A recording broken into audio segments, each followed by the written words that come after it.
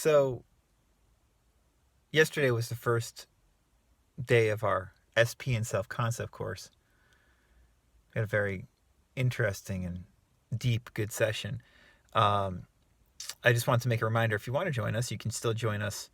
I'm keeping the course open. The first session, like all sessions, was recorded, and the future sessions will be recorded. So if you can't make it live, you can still be part of this course if you want to work on self-concept. In regards to SPs and everything else, just contact me at info@radicalcounselor.com. I wanted to make that brief reminder. And something that we were talking about yesterday in the course is, seeing yourself beyond your normal labels.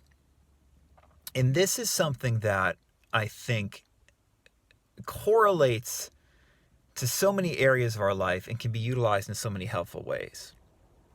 Our normal labels limit us a lot of the time. I have, this amount of money, or I am this old, I'm able to do this, I'm unable to do this, I'm in this kind of relationship. That limitation often is not beneficial. And the way we know it's not beneficial is when we feel bad because of it. And we create these labels and limitations. And obviously this happens not just on a personal level, but like on a global level.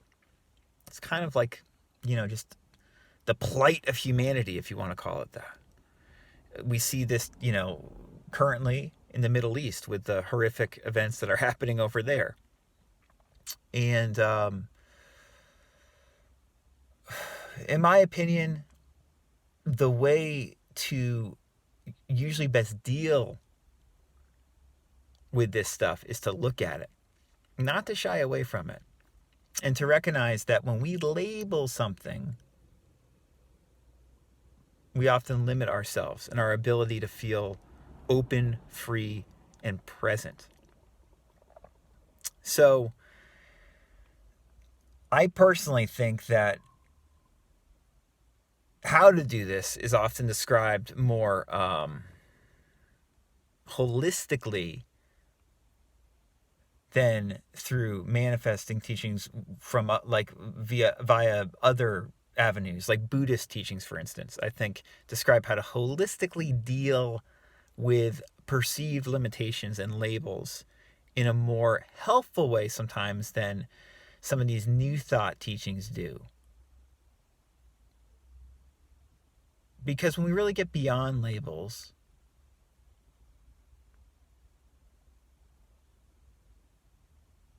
there's that. And what's that? Not something we can label. Buddhism and, many of the other mystical religions are very comfortable with this.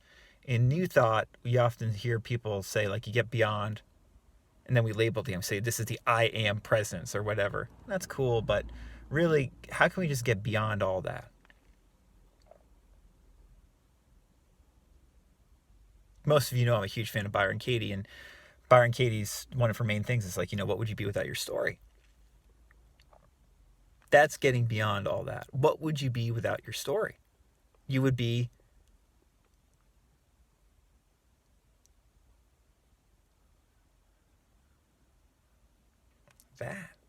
that is, for me, still, after 25 plus years of being interested in spirituality, that's the deepest teaching. And as I said in the last video, all these different practical techniques that come out of it, like these manifesting ideas, are branches from that tree, but the tree itself cannot be labeled because the tree is beyond all those things. And then we put a self-concept, our own personal self-concept on top of that, which is cool, and we can make it a good self-concept or a bad self-concept. But nonetheless, this is always this. It's very powerful. I have a feeling that 90% of people watching this video are going to be like, what the hell is Tim talking about today? But that's cool. 10% of you will dig it. I want to read from The Wisdom of No Escape by Pema Chodron. The Wisdom of No Escape, many of you probably know this book. Many of you probably do not. Great book. underscores what we are talking about, underscores like situation right now going on in the Middle East, and how we can look at it soberly, openly, and without labeling it in a way that feels just painful and unnecessary. And to feel that pain that we might feel about global situations or personal situations in a more holistic, present way. So Chodron, she wrote, "You see this situation everywhere. Protestants are killing Catholics and Catholics are killing Protestants. Hindus are killing Buddhists and Buddhists are killing Hindus. Jews are killing Christians and Christians are killing Jews. Muslims are killing Christians and Christians are killing Muslims. There are wars all over the world because people are insulted that someone else doesn't agree with their belief system. Everybody is guilty of it. It's what is called fundamental theism. You want something to hold on to. You want to say, finally, I have found it. This is it. And now I feel confirmed and secure and righteous. Buddhism is not free of it either. This is a human thing. But in Buddhism, there's a teaching that would seemingly undercut all this if people would only listen to it. It says, if you meet the Buddha on the road, kill the Buddha. This means if you can find Buddha and say, it's this way, Buddha is like this, then you had better kill that quote-unquote Buddha that you found.